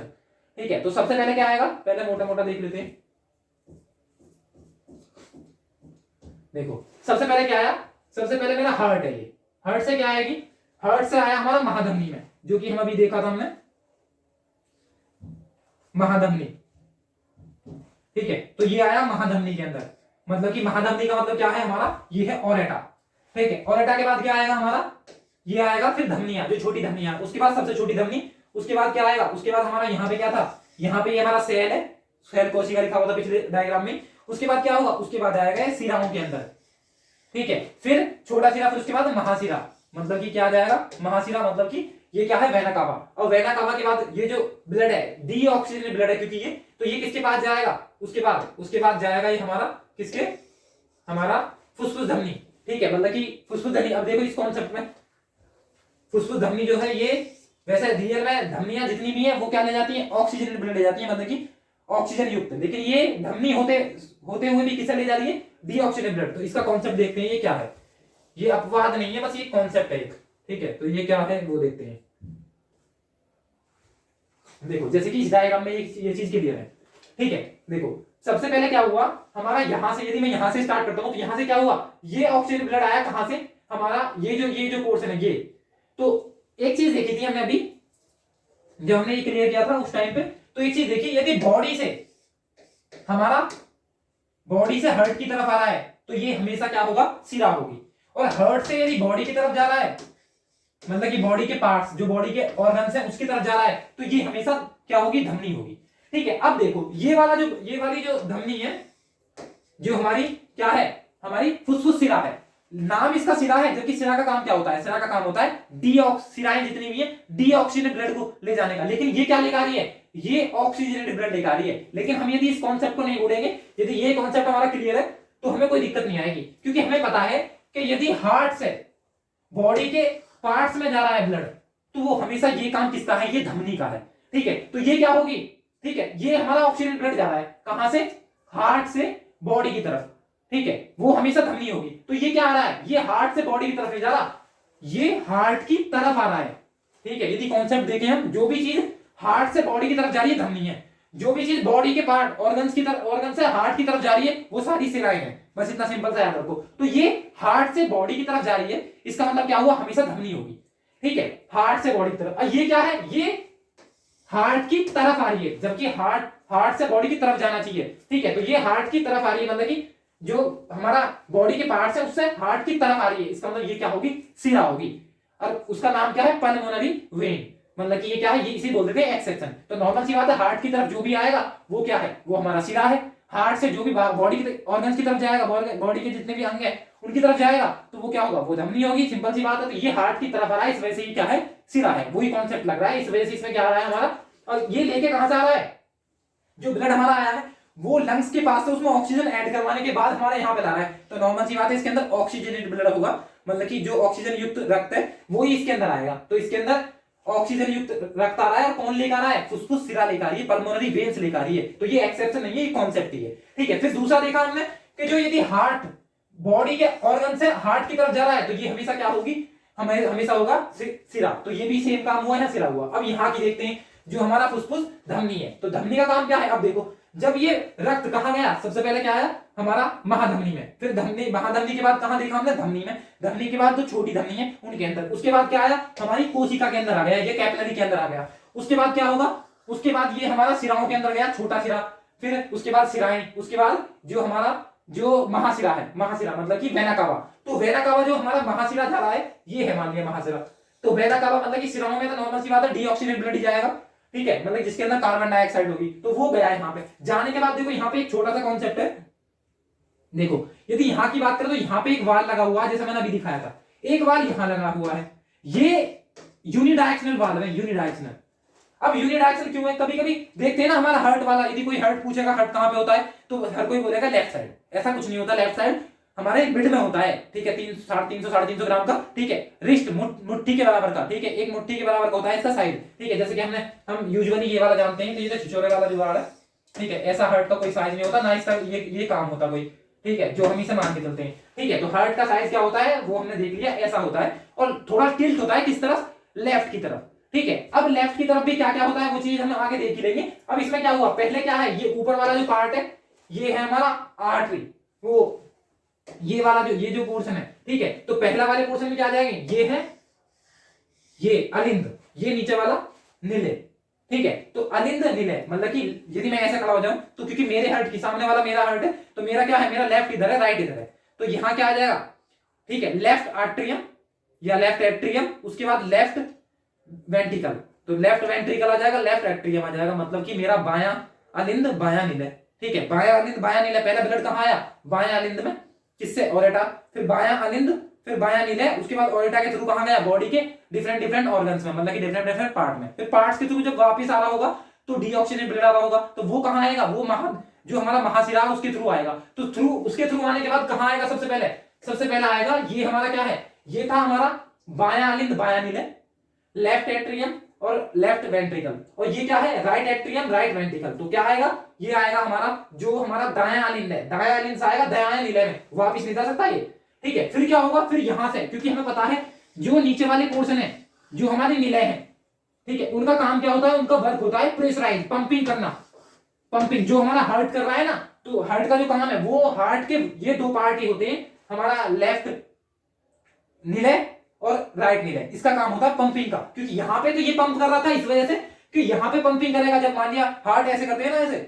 लपडप लपडप जो आवाज आती है वो इसी वजह से आती है, क्या करेगा, ये पंप करेगा, ऐसे तुरंत प्रेशराइज करेगा पूरा, अब प्रेशराइज करके इस तरीके से इतना प्रेशर लगाएगा 120 mm ऑफ Hg, ताकि ये सारा का सारा ब्लड जो बॉडी के सारे ऑर्गन्स हैं उनके पास पहुंच जाए, सारे ऑर्गन्स के पास, और रिटर्न होके कहां तक आ जाए, दोबारा हार्ट तक आ जाए, डीऑक्सीजन ब्लड भी इतना प्रेशर लगाएगा। फिर उसके बाद जब ये इसमें आ जाएगा तो वापिस जा नहीं सकता, ठीक है, तो जब वापिस ये, क्योंकि जैसे ही वापिस जाएगा तो ये वाला वाल्व क्या हो जाएगा, बंद हो जाएगा, जैसे यहाँ पे बंद हो जाएगा ना, वापिस नहीं जा सकता कुछ भी, ठीक है, ऐसे ही यहाँ पे वापिस नहीं जा सकता, तो क्या होगा, अब यहाँ से प्रेशर लगेगा, तो ये क्या जाएगा, ये जो सिरा है यहाँ पे, इसके थ्रू क्या हो जाएगा, जो हमारा फुसफुस सिरा है इसके थ्रू दोबारा जो डीऑक्सीजन ब्लड है, यहां से डीऑक्सीजन ब्लड जाएगा और कहां पहुंच जाएगा, हमारा लंग्स के, लंग्स में उससे जो हमारा एनिओई है उसके थ्रू क्या निकाल दी जाएगी, कार्बन डाइऑक्साइड निकाल दी जाएगी, और हमारा जो ऑक्सीजन है उसके अंदर ऐड कर दी जाएगी, फिर यही साइकिल रिपीट हो जाएगी, ठीक है। तो ये सेम साइकिल बार बार बार बार बार बार ये रिपीट होगी, ठीक है। अब इसकी जो ये यहाँ पे देख पा रहे हो आप, तो ये क्या होगा, ये जो इसकी जो लेयर है ये लेयर थोड़ी मोटी है, ठीक है, क्योंकि क्या होगा, जैसे मान लिया हमने पर्वत, कभी जो पर्वत पहाड़ी वगैरह देखी है, तो उसमें जो एपिक्स पॉइंट होता है तो वो कैसा होता है, ऐसे, ठीक है, तो ये एपिक्स है और ये बेस है किसी भी पर्वत या पहाड़ी का, लेकिन हमारे जो हार्ट है, हार्ट में उल्टा होता है, यहां होगा एपिक्स और ये होगा बेस, ठीक है। तो ये वाला पोर्शन क्या है, ये बेस है और ये इसका एपिक्स है, और किस तरफ टिल्ट है, थोड़ा लेफ्ट की तरफ। अब लेफ्ट की तरफ भी क्यों है, क्योंकि हमें पता है कि ये वाला पोर्शन पंप कर रहा है, पंप कर रहा है ये पूरी बॉडी के लिए, तो यहां से पंप कर रहा है हमारा क्या, बायां नीले, तो बायां नीला पंप कर रहा है, इसका इसे प्रेशर लगाना पड़ेगा, तो इसकी वॉल क्या होनी चाहिए, थोड़ी मोटी होनी चाहिए, ठीक है। तो ये जो वॉल है इसकी बहुत मोटी है, प्रेशर क्योंकि इसे ज्यादा लगाना पड़ रहा है, तो इस तरफ की तरफ, इस तरफ क्योंकि इसे ज्यादा काम करना पड़ रहा है, इसे कम, इस तरफ कम काम करना पड़ रहा है, तो ये वाला जो पोर्शन है इस वजह से इसकी जो ये दीवार है वो भी क्या है, ये इसकी जो वॉल है मोटाई है वो भी यहाँ पे ज्यादा है, क्योंकि यहाँ पे ज्यादा काम करना पड़ रहा है। इस वजह से जब हम चेक करते हैं कि लेफ्ट किस तरफ है हमारा हार्ट, तो लेफ्ट की तरफ धड़कता है, तो इस वजह से क्योंकि उसका कुछ पोर्शन टिल्ट है लेफ्ट की तरफ, वैसे मिड में होता है,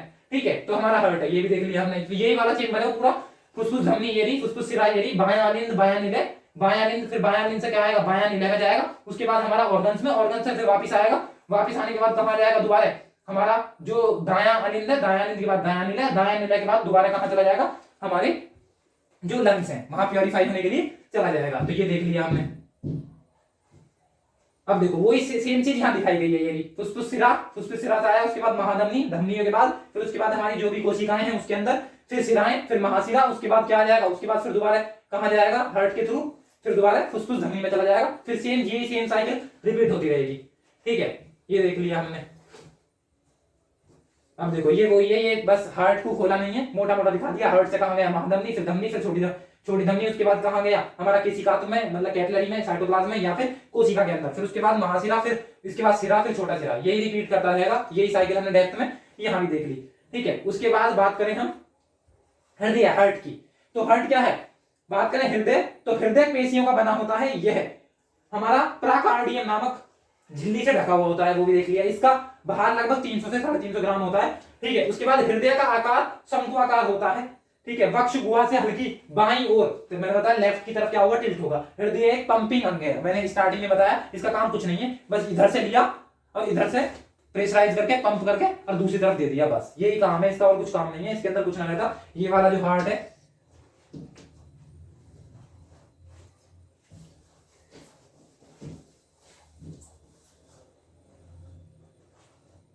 ठीक है, तो ये वाला जो है, ये आकृति बताना किस साइंटिस्ट ने बनाई है। ठीक है, इस आकृति का यहाँ कोई काम नहीं है, पूरा पूरा ना इस आकृति का हार्ट होता है। ठीक है, तो वो बताना ये सिंबल कहाँ से लिया है, मैंने आज तक पता नहीं चल पाई। ठीक है, तो हार्ट का काम भी समझ में आ गया, कहाँ पे है, सर्कुलेटरी सिस्टम क्या है वो भी हमने देख लिया। कैसे परेशान कर रहा है। ठीक है, अब आते हैं हमारा हृदय भी हो गया। ठीक है, और चैम्बर हमने देख लिया, जैसे कि हमने देखा हमारे कितने चैम्बर थे, left atrium, ventricle, right atrium, right ventricle, तो 4 चैम्बर हुए। ठीक है, 4, इसके अंदर 4 ही वाल्व होंगे। ठीक है, तो यदि बात करें इसी में, तो इसमें क्या है, 4 चैम्बर है, जैसे मनुष्य के अंदर हो गया, या जितने भी हमारे जो स्तनपायी उनके अंदर क्या होंगे, 4 चैम्बर होंगे। तो इसमें ये दे रखा है, हृदय के अंदर पाए जाने वाले गुहा, खाली स्थान, ये जो चैम्बर है, ये कितने होंगे हमारे, 4 चैम्बर होंगे इसके अंदर। ठीक है, अब ऊपरी भाग जो है, ऊपरी भाग शरीर का, तो वो क्या होगा, अलिंद होगा। निचला भाग क्या होगा हमारा, निलय होगा, वो हम देख चुके। ठीक है, तो वो निलय दे रखा है हमने। ठीक है, ये तो हो गया। अब देखो बात करें मछली, तो मछली के हृदय में क्या होंगे, मछली के हृदय में होंगे हमारे 2 चैम्बर, एक अपर चैम्बर, ये अपर चैम्बर, ये लोअर चैम्बर। अपर चैम्बर को क्या बोलेंगे, अलिंद, लोअर चैम्बर को क्या बोलेंगे, निलय। तो इसके अंदर 2 ही चैम्बर पाए जाते हैं। तो मछली के अंदर कितने चैम्बर होंगे, 2 चैम्बर। वही चीज यहाँ पे मेंशन है कि मछली के हृदय में कितने चैम्बर होंगे, 2 चैम्बर, एक एट्रियम होगा, दूसरा वेंट्रिकल होगा, मतलब कि एक अलिंद होगा, एक निलय होगा। बात करें मछली, तो वो देख लिया हमने क्या होगा, एट्रियम, अलिंद, और एक होगा निलय, तो 2 चैम्बर होंगे। यदि बात करें उभयचर, जितने भी एम्फीबियन है, जो हमारा जल पे भी रहते हैं और स्थल पे भी, तो उनमें क्या होगा, मेंढक हो गया, सरीसृप हो गया, जो सांप है हमारी छिपकली हो गया, तो इनमें कितने होते हैं, इनमें 3 चैम्बर होंगे। एक तो होगा वही एट्रियम, दूसरा वेंट्रिकल होगा, लेकिन एट्रियम 2 होंगे, एक लेफ्ट एट्रियम, एक राइट एट्रियम। तो एक होगा बायां अलिंद, एक होगा हमारा दायां अलिंद, और नीचे एक ही होगा निलय। ठीक है, तो वेंट्रिकल कितना होगा, वेंट्रिकल एक ही होगा, निलय। तो किसके अंदर, ये भी देखिए, बहुत एग्जाम में पूछा गया, सिंपल 1 क्वेश्चन। तो सरीसृप के कक्षक जो कितने चैम्बर होते हैं, कक्षक कितने होते हैं सरीसृप में, मेंढक में और मछली में, तो ये भी यहाँ पे कवर हो गया। उसके बाद बात करें मगरमच्छ तथा घड़ियाल सरीसृप में, किंतु इनका हृदय 4 चैम्बर का होता है। तो सेम चीज इसके अंदर भी है, जैसे मनुष्य के अंदर 4 चैम्बर है, बायां अलिंद, बायां निलय, दायां अलिंद, दायां निलय, इसके अंदर भी क्या होंगे, 4 चैम्बर होंगे। अब देखते हैं हृदय के अंदर रक्त का मार्ग, तो जो मैंने अभी डिटेल में बताया है डायग्राम के माध्यम से, वो चीज हमने यहाँ थियोरेटिकली कहां से स्टार्ट हुआ, कहां कहां गया, वो सारी चीजें हमने यहाँ दिखा दी है। ठीक है, ताकि सारी चीजें नोट डाउन भी हो जाए और क्लियर भी हो जाए। ठीक है, अब देखो जैसे स्टार्टिंग में देखा हमने, कहां से स्टार्टिंग, यदि मान लिया हम फेफड़े से करते हैं। ठीक है, तो फेफड़े में आया, फिर उसके बाद फुसफुस, सिरा, काम वो ये इसका ऑक्सीजन ब्लड, सिरा से ये कंफ्यूज नहीं होना कि इसके अंदर डीऑक्सीजन ब्लड होगा, क्योंकि ये हार्ट की तरफ ला रहा है और ऑक्सीजन ब्लड ला रहा है। इस वजह से कहां पर देखा हमने सबसे पहले, फेफड़े से किसकी तरफ, हार्ट की तरफ। तो पहला आया फुसफुस, सिरा लेकर आया हमारा ब्लड, ऑक्सीजन ब्लड। उसके बाद कहां आएगा, एंटर कहां करा, हार्ट के अंदर कहां एंटर करा सबसे पहले, तो हमारा पहले बायां लिंब, फिर दायां लिंब, उसके बाद ऑर्गन्स, उसके बाद क्या आ जाएगा हमारा, फिर से हमारा इधर दायां लिंब, फिर दायां लिंब है। ठीक है, तो सेम चीज यहाँ पे, पहले कहां आया फुसफुस सिरा, उसके बाद कहां आया हमारा बायां लिंब, बायां लिंब के बाद बायां लिंब, फिर महाधमनी, फिर धमनी, फिर छोटी धमनी, फिर कोशिका जो सेल बताया था हमने, उसके बाद छोटा सिरा, फिर महासिरा, फिर दाहिना लिंब, और दाहिना लिंब के बाद कहां जाएगा, फिर महासिरा, दाहिना लिंब यहाँ गया, और फिर दाहिना लिंब, फुसफुस धमनी, यही साइकिल क्या होगी, रिपीट होगी। ठीक है, और ये चीज हमने यहाँ देखी थी। अब बात करें इस कक्षक में, इसमें सब चीज सारी चीज के लिए 4 वाल्व होते हैं, 4 ही कक्षक होते हैं। ठीक है, तो एंटर कहां से करेगा, सबसे पहले एंटर कहां से करेगा हमारा जो महाशिरा, यदि बात करें इधर से ऑक्सीजन, पहले क्या आएगा, ऑक्सीजनेटेड ब्लड आएगा। ठीक है, मान लिया यहां से एंटर किया, तो क्या है, ये फुसफुस सिरा है। ठीक है, इसके थ्रू आया, फिर क्या आएगा, फिर पहले यहाँ पे क्या होगा, ये वाल्व है।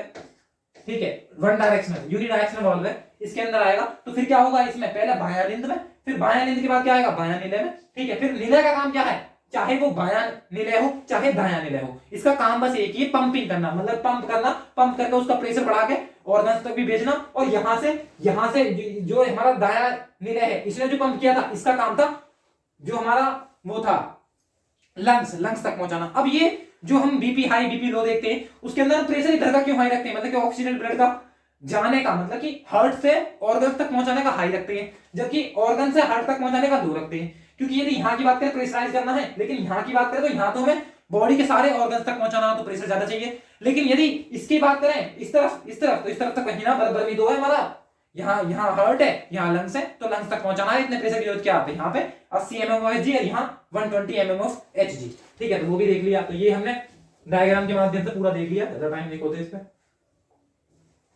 अब देखो जो बीपी लो, जो हमने कॉन्सेप्ट स्टार्टिंग में बताया था उसमें कि बीपी हाई क्या है, हाइपरटेंशन क्या है, बीपी लो क्या है और कैसे होता है। ठीक है, पहले मेन चीज सबसे पहले बॉडी के ऑर्गन्स तक पहुंचाने के लिए जिस प्रेशर के साथ हम उसे धकेल रहे हैं ताकि बॉडी के सारे पार्ट तक वो पहुंच जाए ब्लड, तो वो तो होना चाहिए हमारा रियल नॉर्मल इंसान का कितना होना चाहिए, वो होना चाहिए हमारा 120।